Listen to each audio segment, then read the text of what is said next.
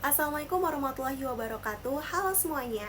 Perkenalkan, nama saya Jinga Rona Syakila Putri. Di sini saya akan mengerjakan tugas besar kedua bahasa Indonesia, yang dimana tugasnya adalah membuat video yang mempresentasikan hasil dari makalah saya yang sebelumnya dengan judul Bahasa Indonesia di Panggung ASEAN.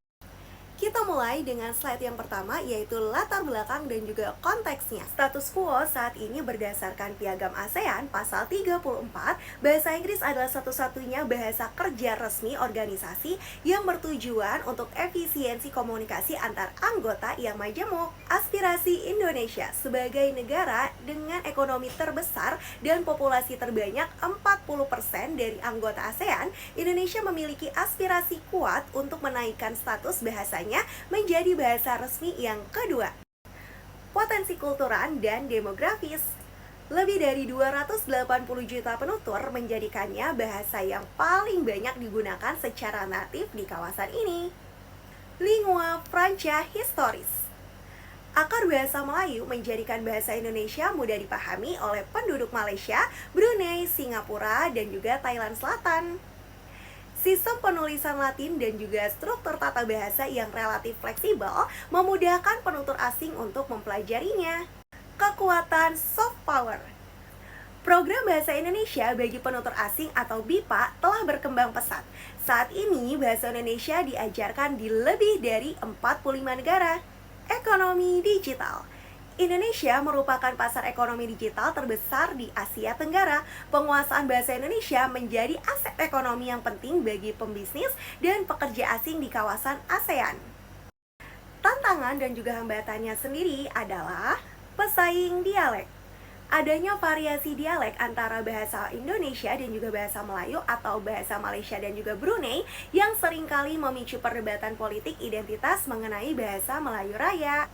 Kedua, ada dominasi global. Bahasa Inggris sudah sangat mapan sebagai bahasa sains, teknologi, dan juga bisnis global. Menggeser atau mendampingi posisi ini membutuhkan usaha yang luar biasa. Biaya implementasi. Menjadikan bahasa resmi berarti harus menyediakan penerjemah, dokumen, lisan di setiap sidang. Ini membutuhkan alokasi anggaran ASEAN yang besar. Lalu bagaimana sih strategi di masa depannya? Visi jangka panjang. Internasional terencana. Memperkuat standar tata bahasa melalui MABBIM dan meningkatkan kualitas pengajar BIPA di luar negeri. Diplomasi ekonomi. Menjadikan bahasa Indonesia sebagai syarat preferensi dalam investasi atau kerjasama ekonomi bilateral di ASEAN. Pendekatan bertahap. Mengusulkan penggunaan bahasa Indonesia sebagai bahasa pendamping di pertemuan tingkat rendah sebelum ke KTT.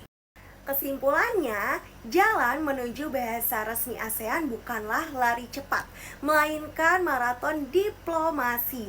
Dengan kekuatan demografi dan juga ekonomi, Indonesia memiliki modal terbesar asalkan mampu mengatasi tantangan politik, bahasa, dan juga biaya implementasi. Nah, menurut data-data tersebut sudah jelas ya, bahwasannya bahasa Indonesia itu memiliki potensi yang sangat besar untuk diangkat sebagai salah satu bahasa resmi kerja ASEAN, didukung oleh faktor jumlah penutur yang masif, struktur bahasa yang relatif mudah dipelajari, dan program BIPA yang sudah tersebar luas. Namun, upaya ini menghadapi tantangan signifikan nih, terutama dari dominasi bahasa Inggris dan juga persaingan dengan bahasa Melayu. Untuk mencapai cita-cita ini diperlukan strategi yang diplomatik dan politik kebahasaan yang terstruktur dan berkelanjutan. Nah, saran dari aku untuk pemerintah Indonesia yaitu harus melakukan langkah-langkah konkret berikut. Yang pertama, pemerintah Indonesia melalui Badan Bahasa dan juga Kementerian Luar Negeri harus meningkatkan diplomasi kebahasaan, misalnya dengan menginisiasi pertemuan tingkat Menteri ASEAN untuk membahas status bahasa resmi dan menawarkan pelatihan BIPA gratis kepada seluruh aparatur sipil negara di ASEAN. Nah, pesan aku kepada masyarakat Indonesia dihimbau untuk menggunakan bahasa Indonesia yang baik dan benar, khususnya di ruang publik dan media sosial. sebagai cerminan kesiapan bahasa Indonesia menjadi bahasa internasional.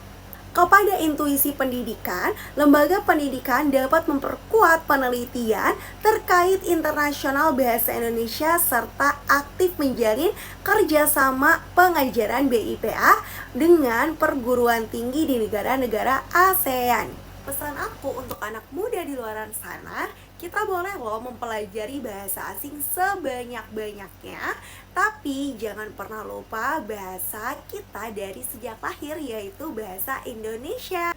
Karena pada dasarnya bahasa Indonesia bukan hanya sekedar bahasa yang kita pakai sehari-hari, melainkan sebuah identitas bahwasannya kita berasal dari negeri yang penuh dengan keragaman bahasanya.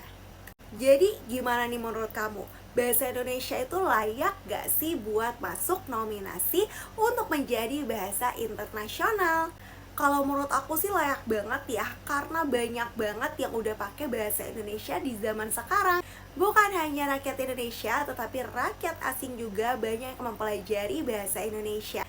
Aku sebagai mahasiswa yang ada di Indonesia merasa bangga ketika aku bisa menyebarluaskan bahasa Indonesia ke mancanegara. Dan itulah presentasi saya di video kali ini untuk tugas besar kedua bahasa Indonesia. Semoga Bapak, Ibu, Kakak, Adik semuanya bisa menikmati apa yang sudah saya jelaskan di dalam video ya. Mohon maaf kalau ada salah kata dan juga salah pengucapan di video saya kali ini. Kalau ada Bapak Ibu yang ingin memperbaiki kesalahan saya di dalam video ini atau ingin menambahkan, boleh tulis di kolom komentar. Dan terima kasih untuk perhatiannya. Wassalamualaikum warahmatullahi wabarakatuh.